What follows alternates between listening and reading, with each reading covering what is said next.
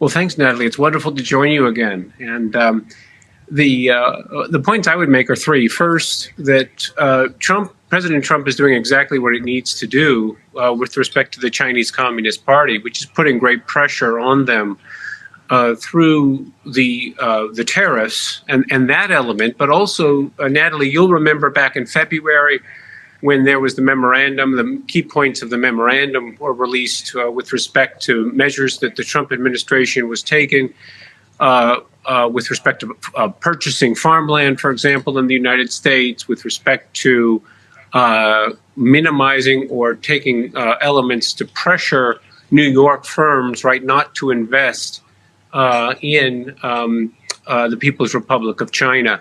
So President Trump is doing exactly what he needs to do on the economic front. He's successfully waging economic war against the Chinese Communist Party.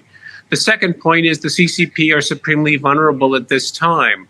This is one of their a key point of history, like 1989 and a few other points in their history where pressure brought by the United States and other states against them can have a very significant impact on the Chinese Communist Party. So that's very important to keep in mind. They're very vulnerable, and Trump certainly understands that vulnerability. The third point I would make is that they're a hyper-aggressive state. The Chinese Communist Party, in part driven by ideology, the ideology of communism, of course, is hyper-aggressive all times and at all places.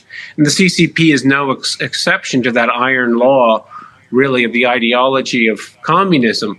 So the support for Pakistan, which is for many, many years, of course, for decades, China has backed Pakistan against India.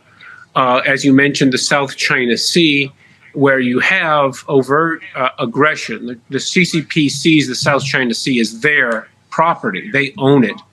And they are aggressing against the U.S. ally, the Republic of the Philippines, and other states as well. To that, I'd add Taiwan, right? The consistent pressure against Taiwan that we've seen through their military exercises, through statements that Xi Jinping has made and Chinese Foreign Ministry has made about the inevitability, really, of the conquest of Taiwan is quite alarming